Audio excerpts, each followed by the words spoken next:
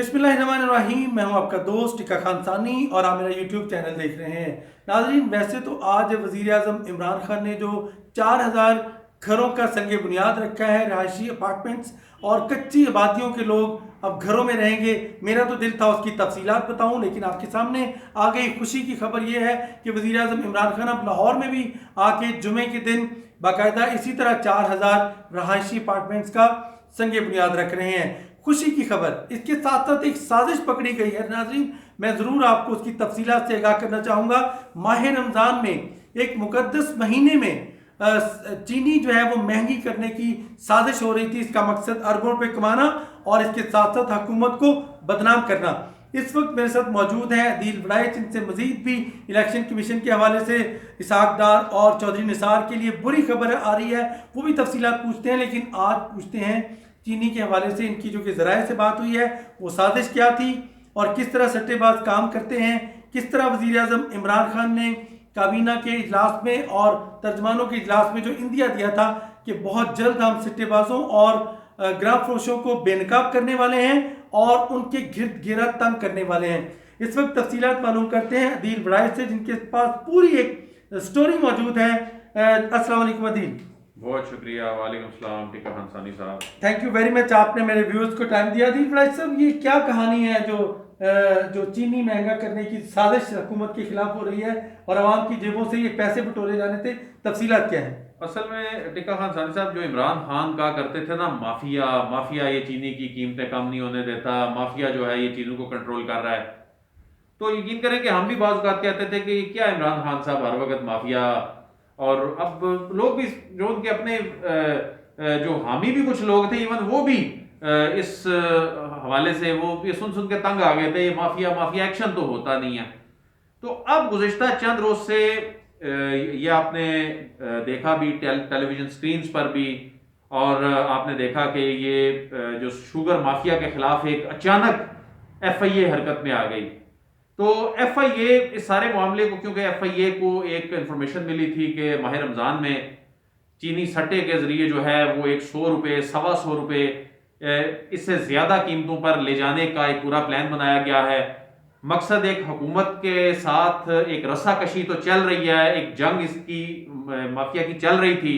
मैं ये नहीं कहता कि तमाम शुगर का काम करने वाले या तमाम जो कारखाने हैं वो ये काम कर रहे होंगे, लेकिन एक माफिया जो सट्टा करता था उसने और ये एक राइज तरीकाकार चला आ रहा था, कोई इस पर तवज्जो नहीं देता था। इमरान खान ने इस पर उन्होंने इसको जिद बना लिया कि ये मैंने माफिया के पीछे पड़ जाना है। और उन्होंने क्या किया कि इस पर ज़ाहिर है IB को भी उन्होंने लगा दिया, FIA को भी लगा दिया। IB ने फिर रिपोर्ट दी कि जी ये सट्टा जो है फलां फलां जगहों पे होता है।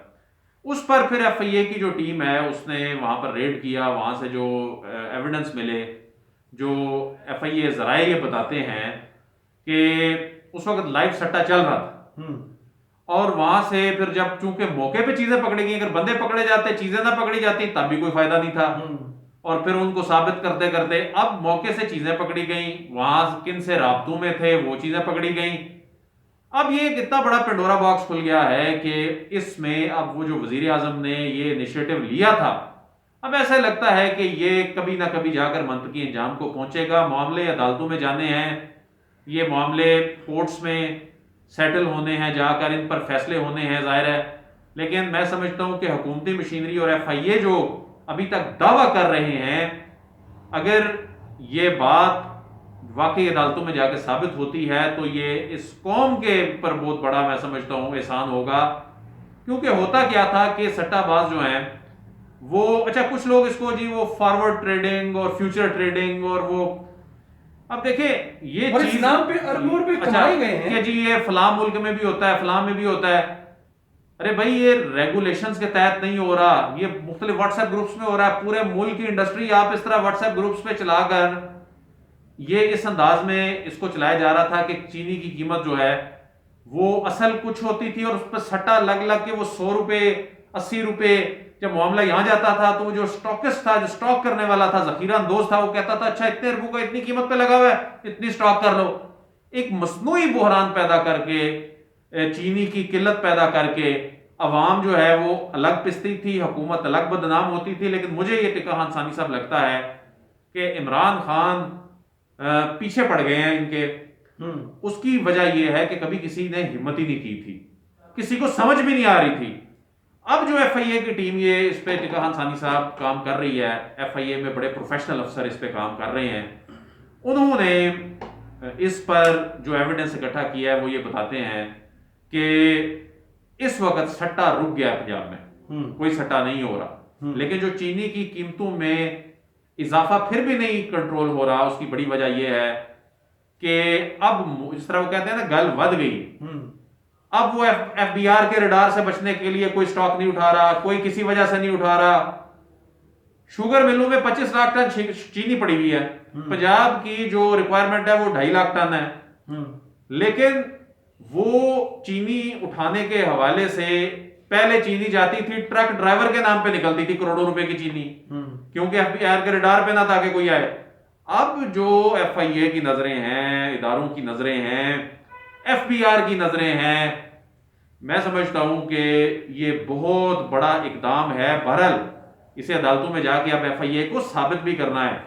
दूसरी साइड, दूसरा फरीक अगर जेन्युइनली चल रहा है तो उसको रिलीफ मिलना चाहिए, और अगर ऐसा नहीं है तो FIA की टीम का मैं समझता हूं कि ये बड़ा काबिल सताइश काम है। अच्छा, ये कितना पैसा इसमें इन्वॉल्व था? सट्टेबाज कितना अर्न कर रहे थे और लोगों की जेबों में कितना बोझ था महाना या सालाना? देखें टिक्का हांसानी साहब, ये तो अरबों रुपए की इंडस्ट्री है, लेकिन रोना ये है कि कोई लिखत पढ़त नहीं है, इसमें कोई पूछने वाला नहीं था।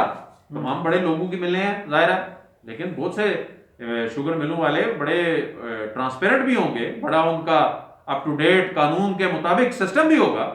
मैं जरूरी नहीं कि तमाम ऐसे हों, लेकिन जिन्होंने, जो लोग इसमें इन्वॉल्व FIA बता रही है जो, वो बड़ा जाहिर है अलार्मिंग है।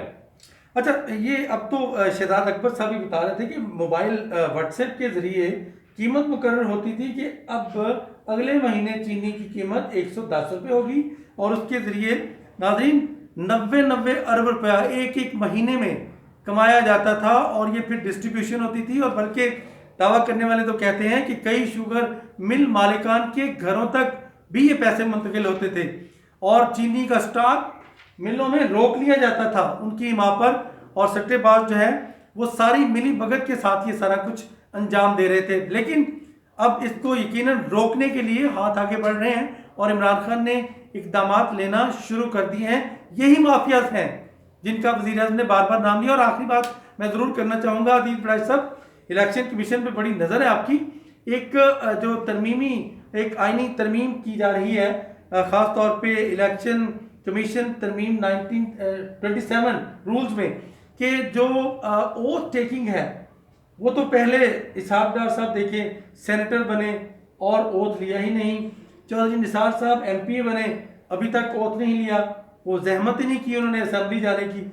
और इस हवाले से कोई 60 दिन मुकर्रर किए जा रहे हैं, इसकी तफसीलात क्या है? इसके हवाले से ऑर्डिनेंस भी आ सकता है। जी टिक्का हांसानी साहब, इसकी जो कानून साजी से मुतल्लिक जो कमेटी है काबीना की, उसने तो जाहिर है इसको मंजूर कर लिया है। अब ये मामला पार्लियामेंट में आना है, ऑर्डिनेंस भी आ सकता है। देखिए, है तो ये ज्यादती है ना उन हलकों से कि जहां से कोई शख्स जीते और जाके हल्फ ना ले और उसको छोड़े भी ना। और ये मैं समझता हूं कि उस सूबे के साथ ज्यादती है जहां का सेनेटर मुंतखब होने के बाद हल्फ ना ले और वो सीट ऑक्यूपाइड रखे, और उसके बाद उसकी तो वो रिप्रेजेंटेशन की राह में रुकावट डाल रहा है। मैं समझता हूं कि इस पे कानून खामोश था, तो इस पे हुकूमत ने बड़ा अहम इकदाम उठाया है। सादा कानून साजी होनी है, सादा अक्सरियत के साथ, और उसके बाद ज़ाहिर है जिस तरह निसार के पास नशिस्त है, MPA वो मुंतखब हुए, MNA की वो सीट हार गए थे, उन्होंने वो उस पर ओथ नहीं लिया, तो इसहाक डार साहब हैं वो ओथ लिए बगैर बाहर चले गए।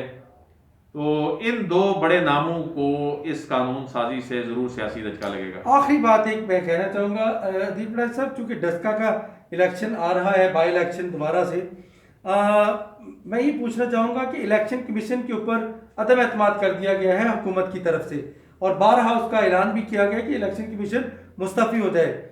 अब चूँकि इलेक्शन होने जा रहा है, तो आपको नजर आता है कि इलेक्शन कमीशन जो है पूरे एतमाद के साथ काम करेगा और वही इंतजाम किए गए हैं हल्के के लिए? देखिए, इलेक्शन कमीशन ऑफ पाकिस्तान जो है अब ये माजी का इलेक्शन कमीशन नहीं है, इसमें कोई शक नहीं है कि ये इलेक्शन कमीशन जो है अब बड़ा बाइख्तियार और बड़ा वाइब्रेंट, बड़ा डायनामिक इलेक्शन कमीशन है।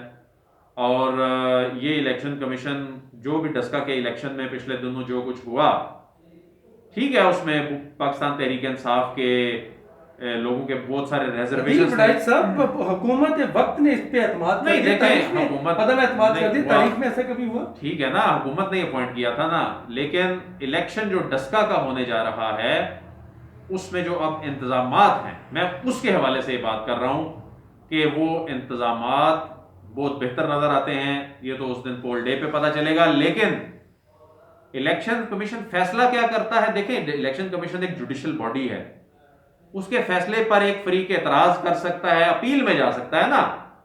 आप किसी को किसी गिरबान से तो नहीं पकड़ सकते। तो मेरी ये राय है कि इलेक्शन कमीशन अब बड़ा बाख्तियार इलेक्शन कमीशन है और लोग देख रहे हैं। अब ये नहीं हो सकता कि इलेक्शन कमीशन या कोई भी इदारा को वन साइडेड होकर चल रहा हो। हुकूमत ने एतराज किया, सब कुछ किया, इलेक्शन कमीशन इससे पहले रिएक्ट कर चुका था, उसके बाद इलेक्शन कमीशन ने कोई रिएक्शन नहीं दिया। ज़ाहिर है इलेक्शन कमीशन को भी एहसास है हुकूमत का अदम एतमाद एक बहुत बड़ा फरीक होता है। हुकूमत पार्टी बड़ी ये होती है, हुकूमत का बड़ा एक वर्थ होती है। तो इलेक्शन कमीशन के लिए भी ये आसान नहीं है इस तरह कोई कन्फ्रंटेशन वाला माहौल बन जाए दोनों के दरमियान। तो बहरहाल अब मुझे ऐसा लगता है कि हालात बेहतरी की तरफ जाएंगे। नाज़रीन, आपने देखा कि एक तो सट्टेबाजों के हवाले से भी और ख़ास तौर पे चीनी की कीमतें अब सस्ती होने जा रही हैं और माफिया अब यकीनन जेलों के अंदर होगा। वज़ीर आज़म इमरान खान, उनकी हुकूमत, उनकी सूबाई हुकूमतें भरपूर इस हवाले से इक़दाम उठा रही हैं। इसी वजह से तो ये इंकिशाफात आए रोज़ नए नए होने जा रहे हैं और साथ ही डस्का के अवाम किसको ऐवान तक पहुँचाना चाहते हैं, ये सारी तफसीलात आपको मैं कल बताऊंगा और साथ अपने कुछ लोगों को भी साथ यकीनन इसमें उनकी राय भी शामिल की जाएगी। टिक्का खानसानी को इजाज़त दीजिएगा। अल्लाह ने के बाद।